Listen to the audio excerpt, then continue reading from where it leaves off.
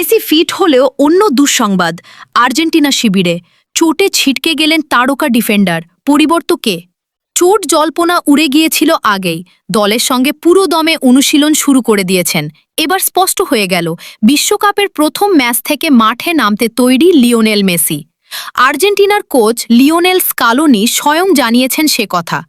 বিশ্বকাপের সপ্তাহ 3 আগে হঠাৎই মেসির চোট নিয়ে আলোচনা শুরু হয়েছিল। ইন্টার মায়ামির জার্সিতে খেলার সময় নিজেই মাঠ ছাড়ার ইঙ্গিত করেন আর্জেন্টাইন মহাতারকা, যা দেখে দ্রুত তাকে তুলে নেওয়া হয়। যে দৃশ্য উদ্বিগ্ন করে মেসির তামাম ভক্তকুলকে। তবে তারপরে ইন্টার মায়ামি ও আর্জেন্টিনা দুপক্ষই স্পষ্ট করে দেয় যে মহাতারকার কোনো চোট লাগেনি, বরং পেশির ক্লান্তিতে ভুগছেন তিনি। এরপর জাতীয় শিবিরে যোগ দেওয়ার পর শুরুতে একাই অনুশীলন করছিলেন মেসি। সেই পর্ব মিটিয়ে অবশেষে দলের সঙ্গে পুরো দমে অনুশীলন করছেন তিনি। তবে মেসির চোট নিয়ে স্বস্তির খবর পেলেও দুঃসংবাদও রয়েছে আর্জেন্টিনা সমর্থকদের জন্য। এবার বিশ্বকাপ খেলা হচ্ছে না লিওনার্দো বালের্ডির।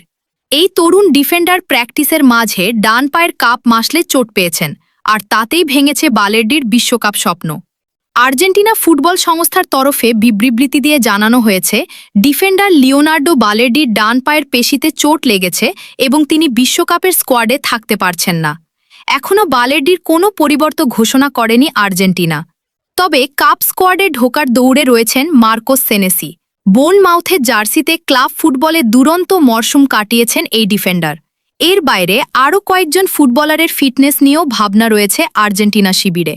মেসির মতো ফিটনেস ইস্যু নিয়ে বেস ক্যাম্পে এসেছিলেন Emiliano Martinez, Julian Alvarez, Leandro Paredes, Cristiano Romero, Nahuel Molina, Gonzalo Montiel, Nico Gonzalez, Thiago Almada এবং নিকো পাজ। এদের মধ্যে কয়েকজন দলের সঙ্গে অনুশীলন শুরু করেছেন।